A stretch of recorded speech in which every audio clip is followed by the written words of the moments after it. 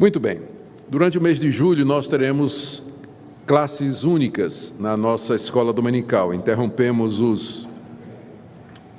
o trabalho regular das classes e juntamos todas as classes numa classe só, que é ministrada aqui no templo.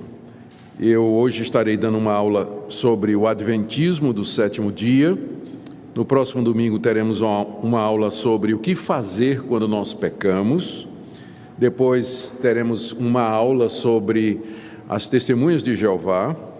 E a última aula será sobre oração. Então, são temas, acreditamos, do interesse de todos. Todos serão abençoados, edificados, assim permita Deus. E retomamos as classes regulares no mês de agosto. Desde já agradecendo também a participação dos nossos professores que se esmeram, se dedicam a trazer ensino de qualidade para o povo de Deus aqui nesse lugar. Muito bem, vamos falar sobre o Adventismo do sétimo dia.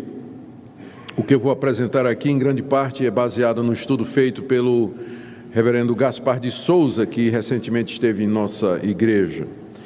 E o objetivo, como foi também quando estudamos outros movimentos religiosos no mês de férias do ano passado, o nosso alvo é entender a Igreja Adventista do sétimo dia, suas doutrinas, especialmente aquelas consideradas mais controversas, e compará-las com aquilo que os reformados em geral acreditam. Nosso alvo não é entrar em questões de julgamento individual dos membros individuais da igreja, mas simplesmente comparar aquilo que eles publicam como matéria de fé e prática com aquilo que nós acreditamos também, para esclarecimento dos membros da igreja. Deixe-me fazer algumas observações iniciais. Muitos evangélicos, eles consideram a igreja adventista como sendo também uma igreja evangélica, especialmente porque ela declara de frente as mesmas doutrinas ou pelo menos boa parte das doutrinas que os próprios evangélicos professam acreditar, como a trindade, a divindade de Cristo, o seu nascimento virginal, que Cristo morreu na cruz e ressuscitou e subiu à direita do Pai. Então, a igreja adventista, ela afirma estas coisas. E também se percebe que os adventistas vêm trabalhando em prol de minimizar a imagem negativa que, às vezes, eles têm no meio evangélico. Programas como Está Escrito, Voz da Profecia, ou grupos musicais como Prisma, Arautos do Rei, fazem muito sucesso entre os evangélicos. E os CD musicais dos adventistas, que são muito bons na área de música, podem até ser encontrados em livrarias evangélicas. Então, é certo que sempre há aspectos positivos e por exemplo, nós reconhecemos o programa de saúde, a manutenção de hospital, de escolas, a educação oferecida nas escolas adventistas sempre é reconhecida como educação de qualidade, o cuidado que eles têm dos órfãos, das viúvas e necessitados, isso aí não há que negar, e temos que realmente reconhecer. Mas o nosso propósito não é fazer uma comparação teológica das doutrinas adventistas com as nossas. Então, o foco vai ser isso, o que é que eles ensinam e o que é que nós pensamos a respeito desses ensinamentos. Deixe-me dar um breve histórico de como a igreja adventista começou. No início do século XIX, houve um grande despertamento do interesse pela vinda de Cristo nos Estados Unidos. O pastor batista William Miller, ele era do estado de Nova York, ele começou a estudar detalhadamente as escrituras proféticas, especialmente o livro de Daniel. E quando ele chegou em Daniel 8,14, que diz assim: o anjo me disse, até 2.300 tardes e manhãs e o santuário será purificado, ele entendeu que aquilo se referia à vinda de Cristo, que Cristo haveria de vir para purificar o santuário em 2.300 tardes e manhãs.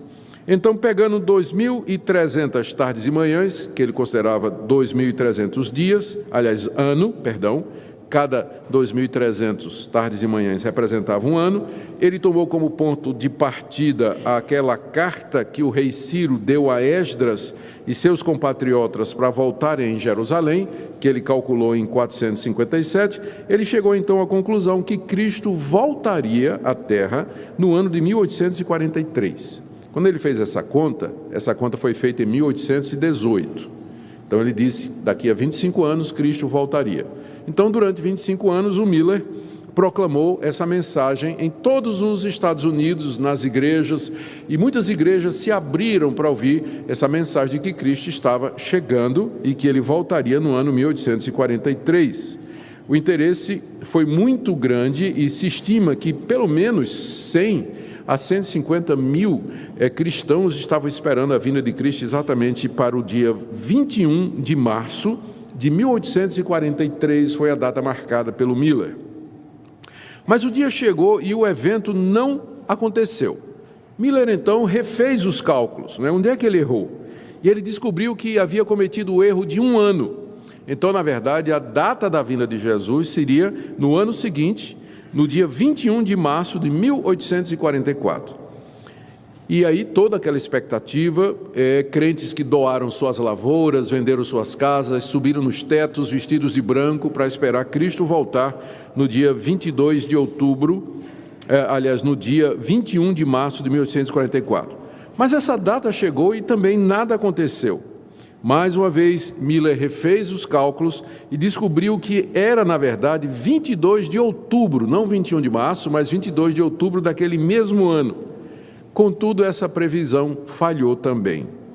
Então, Miller, dando toda a prova de sinceridade e honradez, ele confessou simplesmente que havia se equivocado em seu sistema de interpretação bíblica e ele parou. Ele abandonou a vida pública de pregador e disse, não, eu errei. E simplesmente se retirou de cena. Mas nem todos os seus discípulos estavam dispostos a abandonar a mensagem de Miller. 3 deles se uniram para formar uma nova igreja baseada numa nova interpretação da mensagem de Miller. E um dia depois daquele dia que foi chamado Dia do Grande Desapontamento, ou Dia da Grande Desilusão, que foi então no dia 23 de outubro de 44, um amigo pessoal de Miller, um desses 3 que era discípulo dele, chamado Hiram Edson, ele teve uma revelação da parte de Deus. E aqui eu estou citando a revelação que está no livro Administração da Igreja, página 20 dos Adventistas. O Edson, disse o seguinte, eu vi distinto e claramente que nosso sumo sacerdote Jesus Cristo, em vez de sair do lugar santo, do santuário celeste, para vir à terra, no dia 7º do mês, ao fim dos 2.300 dias, ou seja, naquela data que Miller, o mestre dele, tinha dito, na verdade, Jesus entrava naquele dia pela primeira vez no 2º compartimento do santuário, e ali tinha uma obra a realizar no lugar santíssimo antes de voltar à terra. Então o Edson disse que Miller estava certo na data, ele só errou no lugar.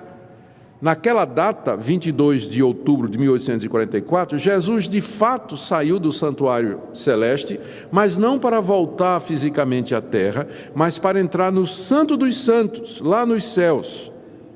E lá ele ia terminar a obra de purificação pelos nossos pecados. E aí Edson partilhou com outros membros do seu grupo essa visão, e 2 grupos se formaram a partir dessa nova revelação.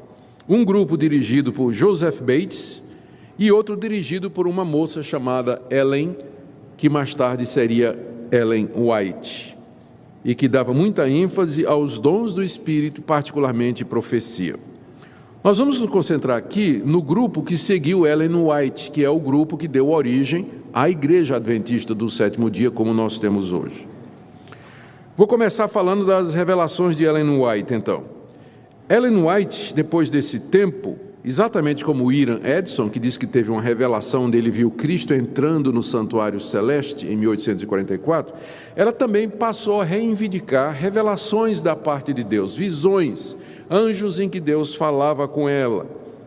E essas revelações foram publicadas na forma de livros e outros escritos que foram aceitos pelos seguidores de Ellen White e que contribuíram para a formação da doutrina dos adventistas e para a expansão da igreja.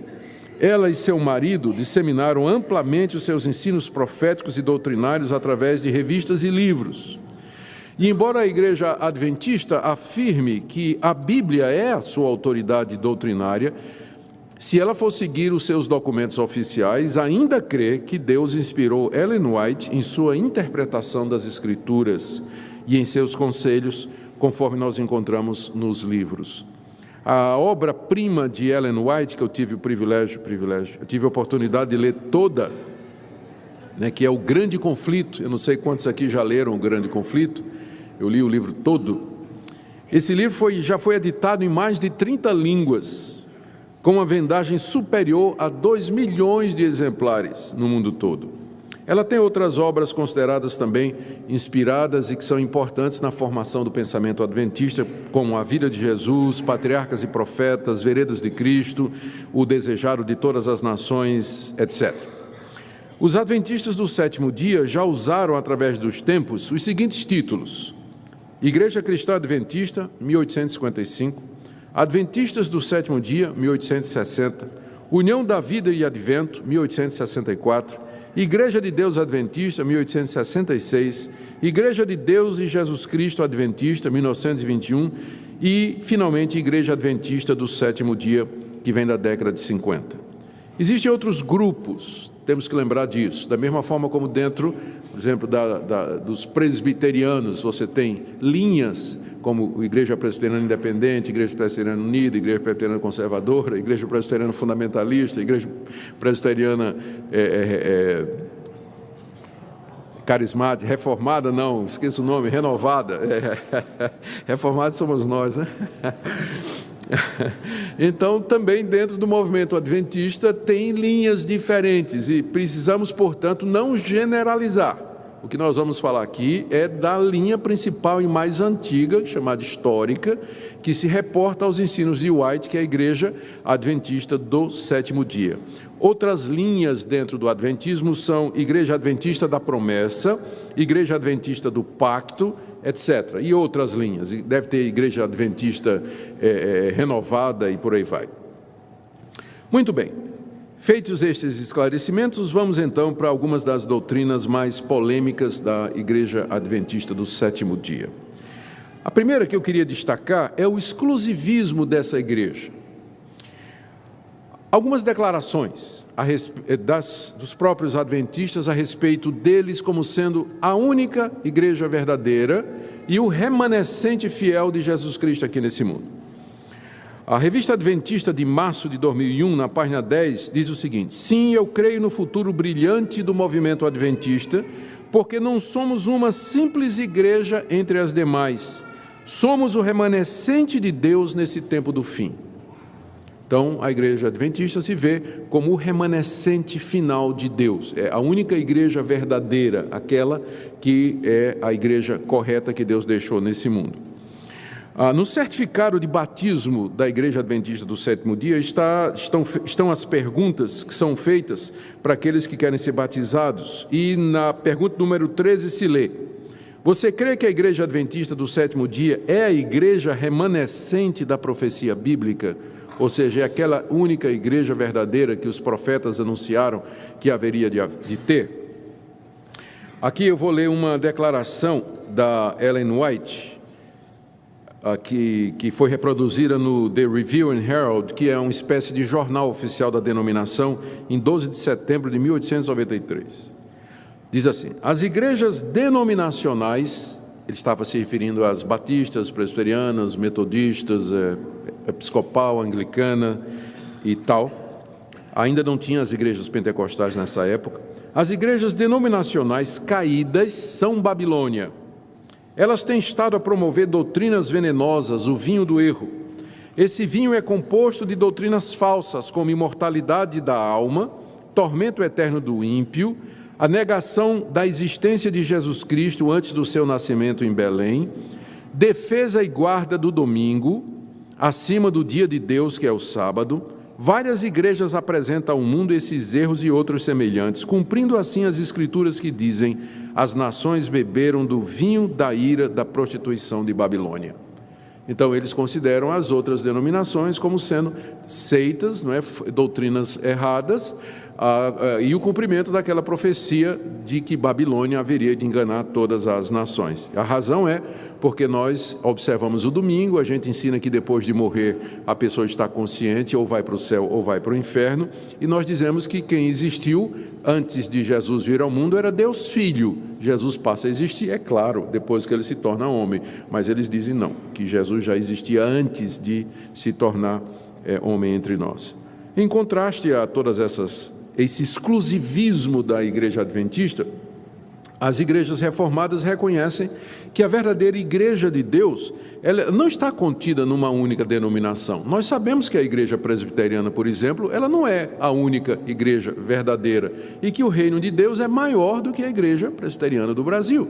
Nós recebemos os nossos irmãos batistas, recebemos os irmãos da Assembleia de Deus, recebemos irmãos de outras denominações. Para nós, onde o Evangelho é pregado em verdade, ali está a Igreja de Deus, quer seja aqui, quer seja em outra denominação, quer seja em outro país, em qualquer outro lugar, onde a palavra de Deus é ensinada em verdade, o batismo e a ceia são administrados da forma correta, onde é feito o exercício da disciplina entre os membros, ali está uma igreja de Jesus Cristo, não necessariamente dentro da nossa denominação. E, além disso, se a Igreja Adventista é o remanescente e elas tem menos de 200 anos de idade, quer dizer que ninguém se salvou em 2000 anos de história. Antes do surgimento da Igreja Adventista, não tinha salvação. Ela tem menos de 200 anos de existência. E o cristianismo tem 2000 anos de história. Então, a gente tem uma dificuldade com esse exclusivismo, né, que caracteriza, às vezes, uma seita. Uma das características da seita é exatamente o exclusivismo. Nós somos aquele povo que está profetizado na Bíblia e fora da nossa igreja não tem possibilidade de salvação. A segunda doutrina que eu quero destacar aqui é a doutrina de Cristo. A Igreja Adventista faz a seguinte declaração sobre Jesus Cristo no seu documento oficial, Nisto Cremos. No fundamento 4, ela diz: Deus, o Filho Eterno, encarnou-se em Jesus Cristo. Por meio dele foram criadas todas as coisas, é revelado o caráter de Deus, efetuada a salvação da humanidade e julgado o mundo. Sendo para sempre verdadeiramente Deus, ele se tornou também verdadeiramente homem. Jesus, o Cristo, concebido do Espírito Santo e nasceu da Virgem Maria. Todos nós assinaríamos embaixo essa declaração. Ela é perfeitamente evangélica. Contudo, há 2 pontos polêmicos na doutrina de Cristo, de acordo com os documentos adventistas. Primeiro, Ellen White afirmou que Jesus Cristo é o arcanjo Miguel. Ela afirma isso no livro Os Patriarcas, na página 366. E a base que ela usa é a passagem de Judas, que eu queria abrir com vocês aqui. Judas, verso 9. Nesse livro, Judas, não Iscariotes, mas irmão de Jesus, o nome Judas era bastante comum naquela época. Ele diz assim, Judas 9: Contudo, o arcanjo Miguel, quando contendia com o diabo e disputava a respeito do corpo de Moisés, não se atreveu a proferir juízo infamatório contra ele. Pelo contrário, disse: o Senhor te repreenda.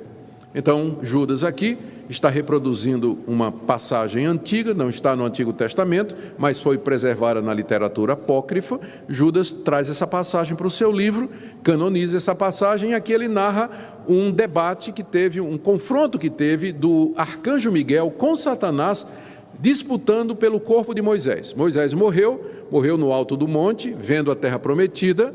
Então, Deus mandou o arcanjo Miguel para sepultar o corpo de Moisés. O diabo chegou e disse: espera aí, não, o corpo de Moisés é meu, porque Moisés matou o egípcio e eu tenho direito a todo assassino. É isso que diz lá a fonte apócrifa, não é? E aí Miguel e Satanás entraram num conflito e Miguel disse: o Senhor te repreenda. E o diabo bateu as botas e foi embora, né? E então o corpo de Moisés foi enterrado. Só que Ellen White diz que Miguel aqui era Jesus. Por isso que ele diz que ele já existia antes de ser concebido no ventre da Virgem Maria. Eu vou ler o que ela fala aqui no livro O Desejaro de Todas as Nações, que é de 1896. Diz na página 421. Moisés passou para o domínio da morte, mas ele não permaneceu num túmulo. Cristo mesmo o chamou para a vida. Satanás, o tentador, tem reivindicado o corpo de Moisés por causa do seu pecado, mas Cristo, o Salvador, o trouxe para fora da sepultura. Aqui ela está confundindo o papel de Miguel com o papel de Jesus Cristo. No mesmo livro, na página 164, ela diz: Moisés passou pela morte, mas Miguel veio e lhe deu vida antes que seu corpo visse a corrupção. Que inclusive é uma doutrina também estranha, né? Porque está escrito que Deus enterrou Moisés no alto do monte, e ela está dizendo aqui que Jesus veio, que o arcanjo Miguel veio e ressuscitou Moisés.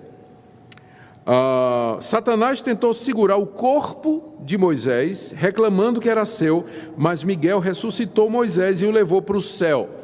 Onde está na Bíblia isso, ninguém achou, até o dia de hoje. Satanás rebelou-se cruelmente contra Deus, acusando de ser injusto em permitir sua presa ser tomada dele.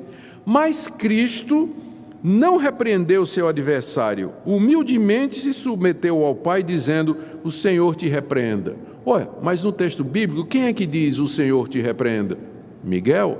Mas ela então diz que aqui quem fez isso foi Cristo, ou seja, ela confunde os dois. Por isso que também eles dizem que Jesus já existia antes da encarnação, porque ele era o arcanjo Miguel que aparece no Antigo Testamento, então era Jesus Cristo. Isso, contudo, é muito estranho, porque em João capítulo 1, verso 3, está dito que Cristo criou todas as coisas. Miguel é a criatura. Jesus é adorado por Miguel. Hebreus capítulo 1, verso 6, todos os anjos de Deus o adorem, e anjos não podem ser adorados. Se Jesus era um anjo, anjos não podiam ser adorados, de acordo com Apocalipse 22, de 8 a 9, para não falar da falta de qualquer evidência bíblica para esse tipo estranho de interpretação. A segunda coisa estranha a respeito de Jesus, na doutrina adventista, é que ele tinha uma natureza pecaminosa. Eu vou ler aqui o que está escrito numa obra oficial também, chamada Estudos Bíblicos, na página 140 e na página 141. Na sua humanidade, Cristo participou de nossa pecaminosa natureza caída. Se assim não fosse, ele não teria sido feito como seus irmãos e não poderia ser tentado como nós fomos. A ideia de que Cristo foi nascido de uma mãe imaculada e sem pecado, eles estão reagindo ao catolicismo aqui, não é? Não a nós, porque a gente também não acredita nisso. A gente não acredita que Maria não tinha pecado. Essa ideia de que não herdou tendências para o pecado e por isso não pecou, remove Jesus do mundo caído e do próprio lugar onde a ajuda é necessária. Em seu lado humano, Cristo herdou exatamente o que todo filho de Adão herda, uma natureza pecaminosa caída. Então, eles ensinam com clareza que Jesus tinha uma natureza pecaminosa caída. Contudo, o que é que as Escrituras nos ensinam? Esse Jesus não é o Jesus da Bíblia, pois Lucas 1,35, ele é o ente santo que haveria de nascer. 1 de Pedro 1,19, ele era sem defeito e sem mácula. 2 de Pedro 3,14, ele foi separado,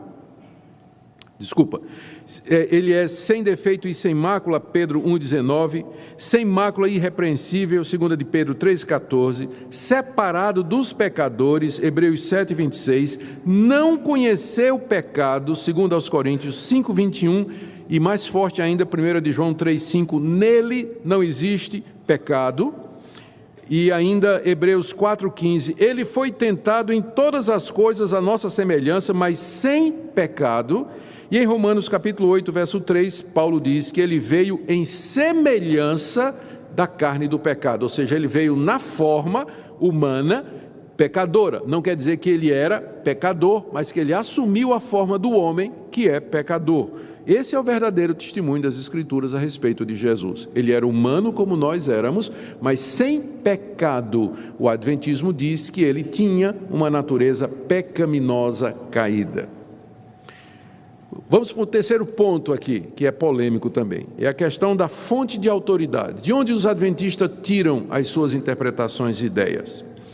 O autor adventista Arnaldo Cristianini, no seu livro Sutilezas do Erro, página 30, afirma o seguinte sobre Ellen White: o espírito de profecia é o que, segundo as Escrituras, junto com a guarda dos mandamentos de Deus, caracteriza a igreja remanescente.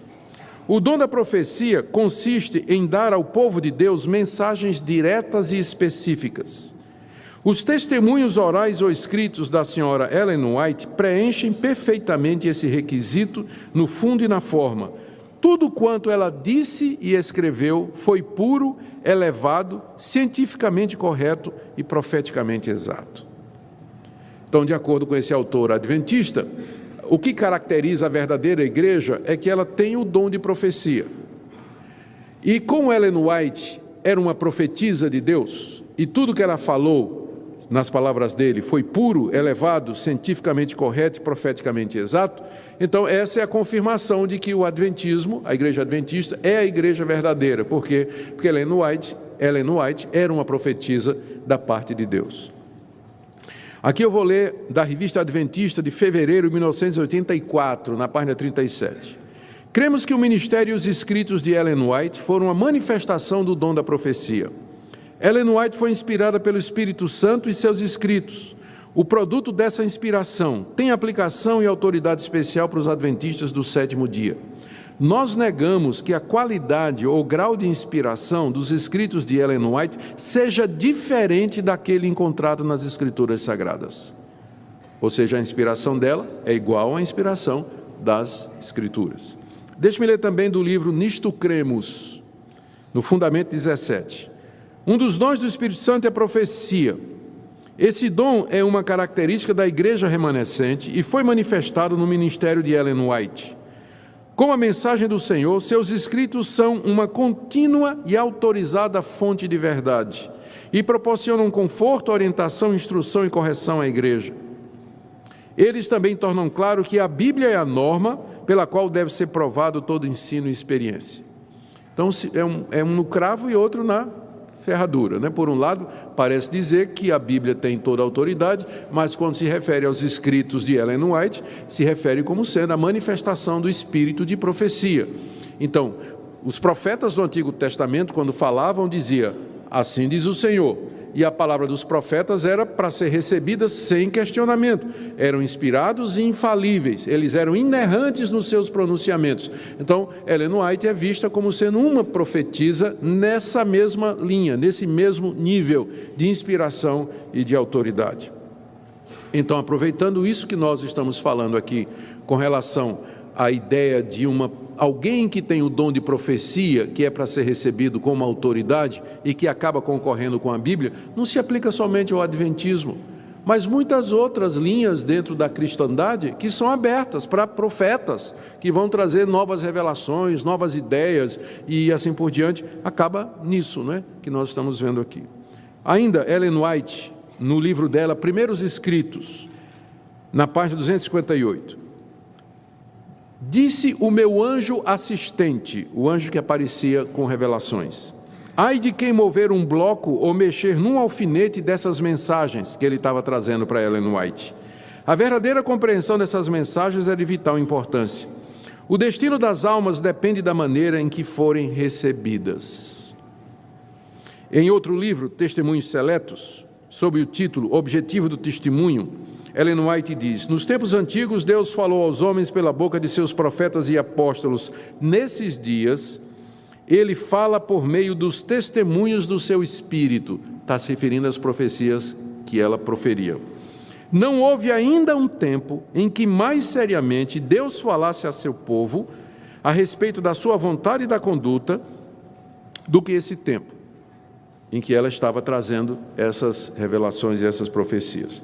Mas, contudo, o que é que o cristianismo histórico nos diz? Tendo Deus outrora falado muitas vezes aos pais pelos profetas, nos últimos dias nos falou pelo seu Filho. Cristo é a revelação última e final de Deus.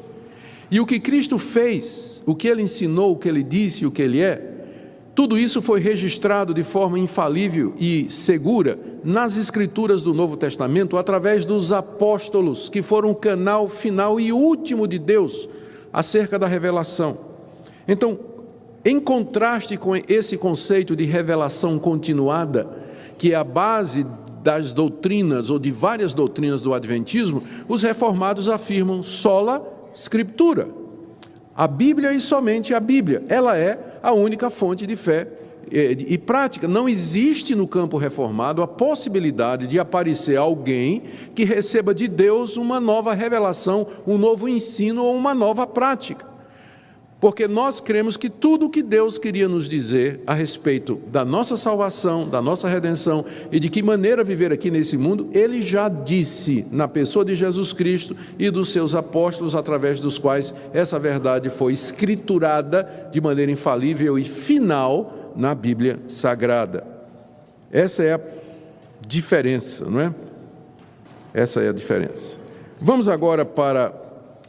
Sim, eu preciso dizer aqui que a gente valoriza os escritos dos pais da igreja, a gente valoriza os escritos de Calvino e de Lutero, mas nós não os consideramos como inspirados. Nós dizemos que eles têm erros. Calvino errou, Lutero errou, os reformados erraram em alguns pontos. Nós não colocamos os escritos deles em par com a Escritura Sagrada e nem tiramos dos escritos dele as nossas doutrinas. Nós queremos que as nossas doutrinas tenham fundamento bíblico. Se não tiver, Calvino pode dizer o que for. Nós não vamos seguir Calvino, nós vamos seguir a Bíblia. A gente segue Calvino, Lutero, Zwingli, os reformadores, enquanto eles nos disserem ou ensinarem aquilo que está de acordo com a palavra de Deus. Quarta doutrina que eu queria trazer para vocês aqui é a doutrina da salvação. Apesar da Igreja Adventista declarar que a salvação é pela graça, aparecem nos seus documentos alguns ensinos que aparentam contradizer isso.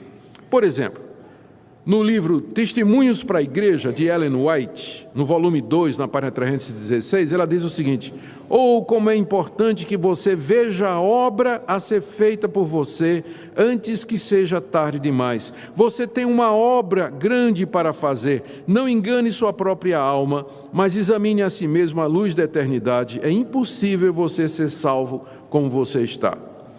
Também nesse mesmo livro, agora no volume 4, na página 32 e 33, ela diz: Deus não pode salvar o homem contra a sua vontade do poder dos artifícios de Satanás. O homem deve trabalhar com seu poder humano, ajudado pelo poder divino de Cristo, para resistir e conquistar a qualquer custo para si mesmo a perfeição. O homem deve fazer a sua parte. E ainda na mesma obra, na página 120, agora no volume 2, cada membro do corpo, está falando dos membros da igreja, deveria sentir que a salvação de sua própria alma depende de seus próprios esforços individuais. Então, embora declare que a salvação é pela graça mediante a fé, você encontra essas declarações de que se eu não me esforçar, se eu não cumprir a minha parte, se eu não realizar as obras, então eu não poderei ser salvo. Na versão ou no entendimento reformado, a salvação é uma obra de Deus do começo ao fim. É Deus que vem ao encontro do pecador, ilumina a mente e o coração dele, regenera o seu coração, e aí então, transformado por Deus, o pecador reage. Só que as obras do pecador, elas não são meritórias, elas não são feitas para obter a salvação, mas elas são resultado da salvação que Deus já operou graciosamente no seu coração. Então, os reformados não são contra as obras. A gente diz que nós temos que praticar boas obras, só que nós não praticamos boas obras para sermos salvos. Nós praticamos boas obras porque já fomos salvos pela graça de Deus mediante Jesus Cristo. Então, essa é a diferença aqui. Ainda dentro dessa linha da doutrina da salvação, a gente fica com a impressão, lendo algumas coisas, de que para a Igreja Adventista do sétimo dia, a guarda do sábado é necessária para a salvação. Por exemplo, no livro de Ellen White, Testemunhos, no volume 3, na página 23, ela diz o seguinte: devemos a cada sábado fazer um balanço da semana, né, para verificar se na semana finda trouxe lucro ou prejuízo espiritual. Santificar o sábado ao Senhor importa em salvação eterna. No livro O Grande Conflito, que é a obra-prima dela, na página 605, ela diz: o sábado será a pedra de toque da lealdade, pois é o ponto da verdade especialmente controvertido. Quando sobrevier aos homens a prova final, traçar-se-á a linha divisória entre os que servem a Deus e os que não servem. E é claro, o que é que vai determinar no dia do juízo quem serve a Deus e quem não serve, quem é o verdadeiro crente e quem não é, a guarda do sábado. Essa é a pedra de toque, essa é a maneira pela qual Deus vai distinguir: vinde benditos de meu Pai, para a minha direita, e apartai-vos de mim, malditos, para a perdição, para a minha esquerda. Ou ainda outro ponto aqui, com relação à certeza da salvação. Ellen White, no livro dela,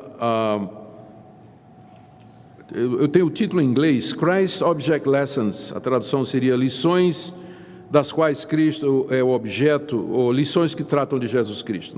É de 1900 esse livro, e na página 155 ela diz: aqueles que aceitaram o Salvador, embora sinceros em sua conversão, nunca deveriam ser ensinados a dizer ou sentir que eles estão salvos. Isso é enganoso. Faz sentido, porque se Cristo entrou no santuário celeste para investigar os nossos pecados, e Ele não terminou a obra ainda para dizer quem é salvo ou não, nenhum adventista pode ter certeza de que está salvo. Tem que esperar que Cristo termine a segunda parte da sua obra da redenção que Ele está fazendo no céu. Então faz sentido dizer, não é? Se eu tenho que me esforçar para ser salvo, se a guarda do sábado é necessária para a salvação, então, como eu não tenho certeza se eu vou guardar o sábado até o final da minha vida, eu também não posso ter certeza da minha salvação. Então a própria Ellen White, consistentemente, ela diz que um adventista não pode dizer que tem certeza da salvação, porque isso, nas palavras delas, é enganoso. Mas, na verdade, o que é que a Bíblia nos ensina? A Bíblia ensina que nós somos salvos pela graça de Deus mediante a fé. Deus amou o mundo de tal maneira que deu o seu Filho unigênito para que todo aquele que nele crê não pereça, mas tenha aqui, agora, a vida eterna. Está escrito na primeira carta de João, lá no final, João terminando a carta, ele diz: eu escrevi estas coisas para que vocês saibam que vocês têm a vida eterna, a vocês que creem no nome do Filho de Deus. O tempo todo a Escritura nos dá segurança de que a obra de Cristo é completa e verdadeira. Se nós crermos no Senhor Jesus, na sua obra completa, final na cruz do Calvário pelos nossos pecados, nós podemos ter certeza, porque a salvação não depende da incerteza da minha constância ou da incerteza da minha perseverança, mas a salvação depende da fidelidade do Deus imutável, e Ele não muda, e Ele prometeu salvar aqueles que são seus. Então é bem diferente essa abordagem. Deixa-me correr agora para a quinta doutrina, que eu quero mostrar a diferença aqui. Essa é mais conhecida, é o sono da alma, ou a mortalidade da alma. Para a igreja adventista, ao morrer, o homem entra no estado de sono. Não há, portanto, alma no homem. No livro Nisto Cremos, está escrito: a morte é um estado inconsciente para todas as pessoas. Enquanto que nas igrejas cristãs históricas se diz que quando a pessoa morre, ela vai ou para o céu ou para o inferno, e ela está consciente, ela está viva, ela não está dormindo, ela está consciente do que ela está sentindo, alegria ou sofrimento. Os adventistas dizem que a pessoa, quando morre, ela fica inconsciente, né? Que eles chamam sono da alma. Eles dizem que as almas dos justos dormem até a ressurreição e o dia do juízo final. E que esse sono da alma é um estado de silêncio, inatividade e inteira inconsciência. Eles baseiam essa crença principalmente no livro de Eclesiastes, capítulo 9:5, que diz assim: os mortos não sabem coisa nenhuma. Mas o contexto mostra que essa passagem, que nessa passagem, o autor do livro de Eclesiastes está falando sobre a relação dos mortos com a vida terrena, e não sobre o estado da alma depois da morte. É claro que um morto não sabe de nada, ele está morto. O que ele vai saber do que está acontecendo aqui nesse mundo? Está se referindo do corpo com relação à existência terrena, né? Não está falando do que acontece depois da morte. Então a passagem é só ler no contexto e você vai ver que é isso que o autor está dizendo. Quando a pessoa que morre, o corpo dela, não tem mais relação nenhuma com esse mundo aqui, não está falando em nada da sobrevivência da alma. Tanto é que no próprio livro de Eclesiastes, no final, está dizendo que quando morremos, o corpo volta ao pó como era, e o espírito volta a Deus, que o deu. No próprio livro de Eclesiastes fala isso. Para Ellen White, o primeiro sermão, adivinhe para Ellen White quem pregou o primeiro sermão sobre a imortalidade da alma? O diabo. No jardim do Éden, quando chegou para Eva e disse: certamente não morrerás. Então esse foi o primeiro sermão sobre imortalidade e que foi pregado pelo diabo. Ela também diz: a teoria da imortalidade da alma é uma das falsidades que Roma tomou emprestada do paganismo e incorporou à religião da cristandade.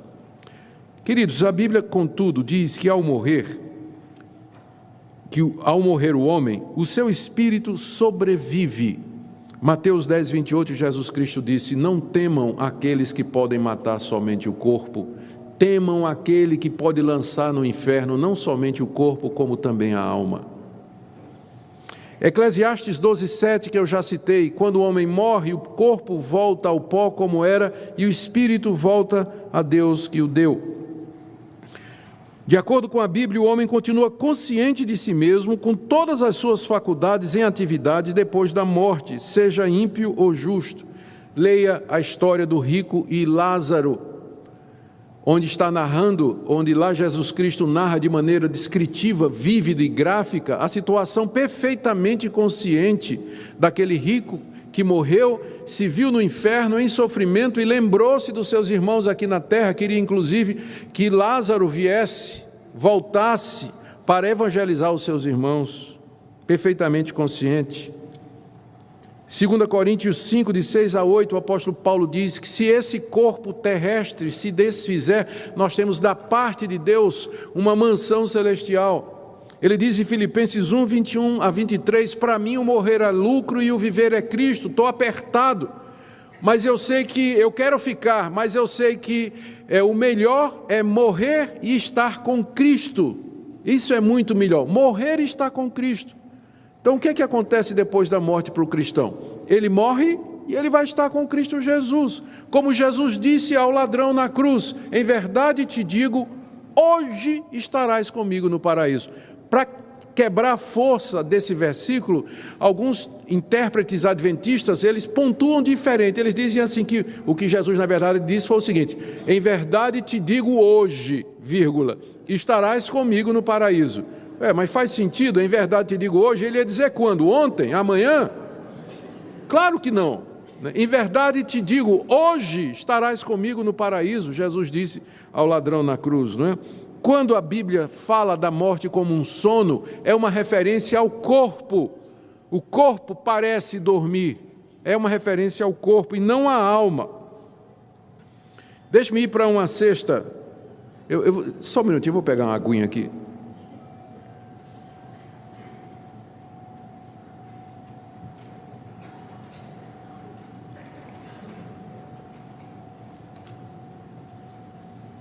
Só não ofereço porque eu já bebi no bico, tá?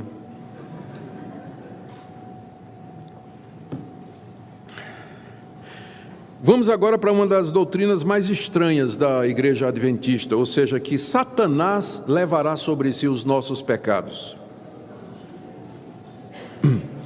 Segundo a Igreja Adventista, todas as nossas iniquidades serão carregadas pelo diabo.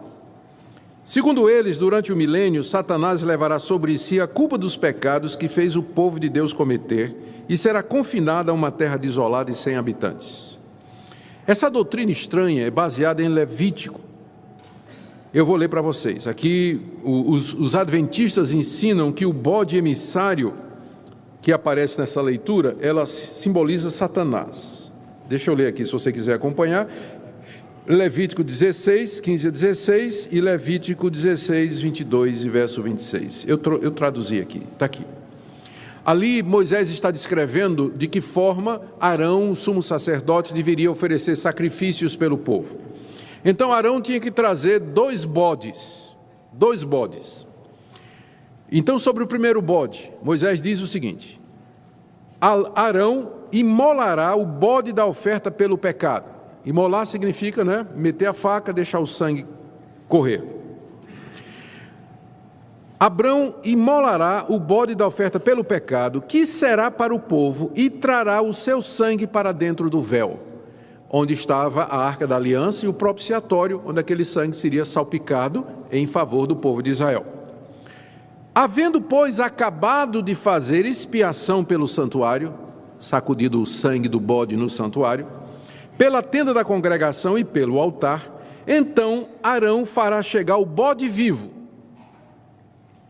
Arão porá as mãos sobre a cabeça do bode vivo, e sobre ele confessará todas as iniquidades dos filhos de Israel, todas as suas transgressões, todos os seus pecados, e os porá sobre a cabeça do bode, e enviá-lo-á ao deserto pela mão de um homem à disposição para isso. Assim aquele bode levará sobre si todas as iniquidades deles para a terra solitária, e o homem soltará o bode no deserto. Levítico 16, de 20 a 22. Então vocês entenderam como era o ritual. Trazia 2 bodes e eles iam tirando para o ímpar, né, para ver quem é que ia morrer no caminho, né, porque um ia ficar vivo e o outro não, né. Então o sacerdote pegava um, degolava, o sangue era derramado, era aspergido no altar, no santuário, e significava o derramamento de pecados em propiciação ao pagamento pelos pecados do povo. Depois o bode vivo era trazido para o sumo sacerdote, ele colocava a mão em cima do bode vivo, confessava os pecados do povo de Deus, e aí um homem levava aquele bode para o deserto e soltava o bode lá no deserto. E o bode ia embora, levando os pecados do povo de Deus. Olha a interpretação que Ellen White dá dessa passagem. Ela diz que no dia da expiação, ela descreve, no dia da expiação, o sumo sacerdote toma uma oferta da congregação, entra no lugar santíssimo com o sangue dessa oferta, asperge sobre o propiciatório, que é o primeiro bode, diretamente sobre a lei para satisfazer suas reivindicações. Então, em caráter de mediador, toma sobre si os pecados e os retira do santuário. Aqui ela já começa a interpretar. Ela diz que na hora que o sumo sacerdote saía de dentro do santuário, onde tinha salpicado o sangue, ele assumia sobre si os pecados do povo de Israel. Então ele, carregado com os pecados de Israel, ele saía.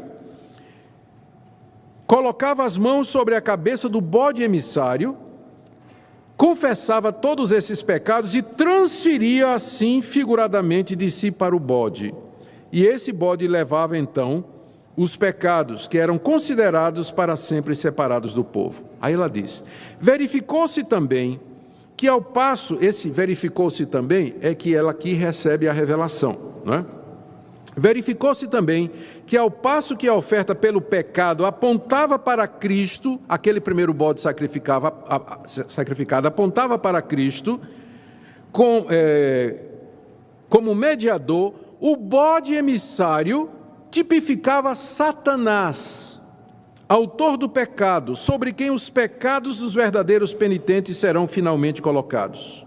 Quando Cristo, pelo mérito de seu próprio sangue, remover do santuário celestial os pecados de seu povo, ao encerrar-se o seu ministério, ele os colocará sobre Satanás, que na execução do juízo deverá arcar com a pena final. Vou fazer um resumo aqui, tá, da sequência de como é que funciona isso. Então, de acordo com Ellen White, o que é que vai acontecer? Primeiro, os pecados dos crentes são lançados no santuário do céu e lá ficam. Quando Cristo morreu na cruz pelos nossos pecados foram lançados sobre Cristo, Cristo subiu e entrou no santuário celestial, levando nossos pecados lá no santuário celestial. Os pecados do santuário celestial são transferidos para Cristo e se tornam dele. Esses pecados nossos que estão em Cristo, quando ele vier uma segunda vez, ele vai lançar sobre Satanás. E Satanás, então, durante 1000 anos vai vagar sobre a terra, levando os nossos pecados sobre ele. E quando Deus aniquilar Satanás, então nossos pecados serão finalmente aniquilados. Em suma, a essência do plano da salvação ensinado pela Igreja Adventista aparenta fazer de Satanás corredentor, ou participante na obra da redenção, como alguém que vai sofrer e ser destruído pelos pecados dos homens. Ou seja, a nossa redenção não está completa até que Satanás seja aniquilado e com ele os nossos pecados. O Dr. McNair comentando essa passagem lá de Levítico sobre os 2 bodes, ele diz: a verdade é que os 2 bodes são uma oferta pelo pecado. E, evidentemente, eles são uma dupla representação de Cristo. Os 2 bodes representam Cristo. Não é que um representa Cristo e o outro representa o diabo. Os 2 representam Cristo. O ponto principal é que os pecados pelos quais o primeiro bode morre são levados embora pelo segundo. É isso que Cristo fez, está apontando para Jesus Cristo, não tem nada que meter o diabo aqui no meio. De onde é que vem essa ideia de que os pecados serão lançados no diabo? Uma doutrina tão importante assim deveria ter alguma base bíblica, ou aparecer em algum lugar no Novo Testamento. Mas o que é que o Novo Testamento diz? Que ele é a propiciação pelos nossos pecados, se referindo a Jesus Cristo, que na cruz do Calvário ele efetuou uma completa e final redenção. Em nenhum lugar da Escritura se fala a respeito dessa doutrina estranha. Vamos agora para a guarda do domingo, como dia do Senhor, que é o 7º ponto. São só 32 pontos, vocês fiquem tranquilos. Nós vamos terminar em tempo para o culto da tarde, pode ficar tranquilo. Para a igreja adventista, a observância do domingo constitui apostasia. Isso que nós estamos fazendo hoje é apostasia. O que é que diz Ellen White no livro Testemunhos, volume 3, página 397? A lei da guarda do primeiro dia da semana é o produto de um cristianismo apóstata. O domingo é filho do papado, exaltado pelo mundo cristão acima do sagrado dia do repouso de Deus. Ela diz também que a guarda do domingo é fruto do mistério da iniquidade, que Paulo menciona lá em 2 Tessalonicenses. Literalmente aqui no livro Testemunhos, volume 2, página 318, ela diz: a observância do domingo deve a sua existência ao mistério da iniquidade, e sua imposição será o virtual reconhecimento dos princípios que são a pedra angular do romanismo. Mas será que é isso que as Escrituras desejam nos ensinar sobre o 4º mandamento? Lembra-te do dia de sábado para o santificar? Como Cristo é o Senhor do sábado, isto é, o sábado é que se submete a ele. Vejamos as razões pelas quais os cristãos observam o domingo. Primeiro, Cristo ressuscitou no primeiro dia da semana. O primeiro dia da semana foi o dia especial das manifestações de Cristo ressuscitado. Ele manifestou-se pelo menos 5 vezes no primeiro domingo e outra vez no domingo seguinte. O Espírito Santo foi derramado no dia de Pentecostes, no dia de domingo. Os cristãos dos tempos apostólicos costumavam se reunir aos domingos para celebrar a ceia do Senhor, pregar e separar suas ofertas para o Senhor. Atos 20, capítulo 7, 1 Coríntios 16, Atos capítulo 20, verso 7, 1 Coríntios capítulo 16, 1 e 2. Agora deixe-me só trazer o testemunho da história da igreja. Segundo os adventistas, o sábado foi uma invenção de Constantino no século IV, quando ele declarou o cristianismo como sendo a religião oficial do Império Romano e criou a instituição igreja, e ele pegou o dia do sol, que era no domingo, e transformou no dia do Senhor Jesus. Então eles dizem que foi só a partir de Constantino que o domingo virou o dia oficial da guarda dos cristãos. Mas eu quero ler aqui a carta de Barnabé, datando do ano 100, portanto 300 anos antes de Constantino. Nós celebramos o primeiro dia com regozijo, no qual Jesus ressuscitou da morte e após ter aparecido subiu aos céus. Carta de Barnabé, datando do século I. Inácio de Antioquia, no ano 107, diz assim: não sejais enganados com doutrinas estranhas, nem com fábulas velhas que não são proveitosas, pois se ainda vivemos conforme a lei judaica, reconhecemos que não recebemos a graça. Se, portanto, aqueles que foram educados segundo a antiga ordem de coisas alcançaram a posse de uma nova esperança, não mais devem observar o sábado, mas viver na obediência do dia do Senhor, no qual também nossa vida reviveu por ele e por sua morte. Aqui é Inácio de Antioquia, no ano 107, já falando que não mais se guardava o sábado, mas o primeiro dia da semana. O mesmo Inácio de Antioquia, na carta aos Magnesianos, datando de 110, o cristão deixa a velha ordem, já não guarda o sábado, senão o domingo, dia em que também amanheceu a nossa vida por graça do Senhor, emérito na sua morte. Justino Mártir, no ano 145, E no dia chamado domingo, todos, quer da cidade, quer do campo, nos reunimos em um lugar, lemos as memórias dos apóstolos e dos profetas, trazem pão e vinho, dando graças. O presidente ora e o povo responde amém. Todos nós fazemos reuniões comunitárias aos domingos, porque é o primeiro dia da semana no qual Deus formou o mundo e porque nesse dia o nosso Senhor e Salvador Jesus Cristo ressuscitou dos mortos. Estou lendo Justino Marte, do ano 145. Dionísio de Corinto, do ano 170, no seu comentário às cartas paulinas, no primeiro capítulo afirma que a igreja havia passado a guardar o dia do Senhor, que é o domingo. Bardessanes de Edessa, no ano 180, em certo dia, o primeiro da semana, nós nos reunimos e lemos e nos abstemos de alimentação. Eles costumavam jejuar no dia de domingo. Orígenes, no ano 225, nós costumamos guardar certos dias, como por exemplo, o dia do Senhor, que é o primeiro dia da semana. Anatólio de Laodiceia, 270 depois de Cristo. A festa solene da ressurreição do Senhor deve ser comemorada no dia do Senhor.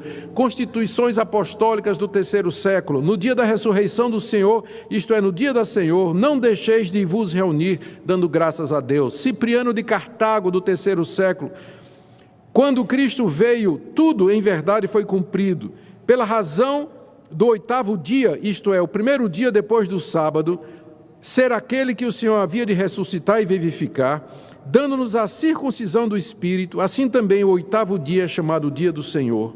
Pedro de Alexandria, no ano 306, nós guardamos o primeiro dia como dia de alegria, por causa daquele que nesse dia ressuscitou. Eusébio de Cesareia, eu posso citar aqui dezenas e dezenas de citações dos pais da igreja, muito antes de Constantino, dizendo que os cristãos, desde o início, já guardavam o domingo como dia do Senhor. Então não me vem com essa de que a guarda do sábado é coisa de Constantino, século IV.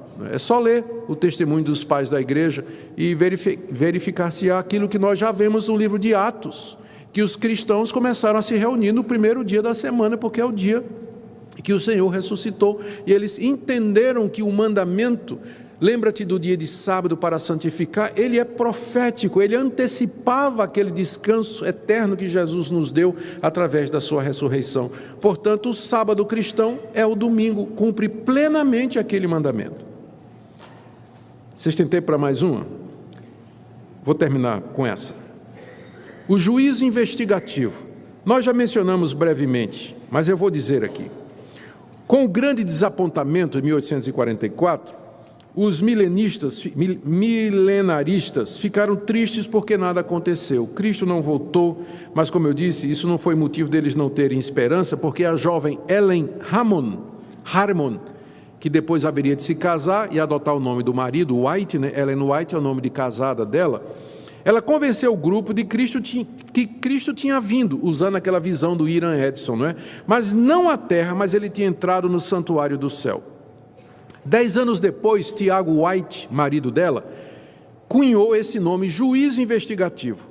E na obra Nisto Cremos, Fundamento 23, se diz o seguinte: Cristo foi empossado como nosso grande sumo sacerdote e começou seu ministério intercessório por ocasião de sua ascensão. Em 1844, no fim do período profético dos 2.300 anos, ele iniciou a segunda e sua última etapa do ministério expiatório. É uma obra de juízo investigativo, a qual faz parte a eliminação final de todo o pecado, prefigurada pela purificação do antigo santuário hebraico no dia da expiação. Ou seja, o juízo investigativo é o que Cristo está fazendo agora. Ele entrou no santuário celestial em 1844 e está investigando os registros de vida de todos os crentes. Ele começou com os mortos e depois vai continuar com os vivos para determinar se eles merecem a vida eterna. Depois das pessoas terem sido julgadas, os pecados daquelas que passam nessa prova que Cristo está fazendo no céu serão apagados.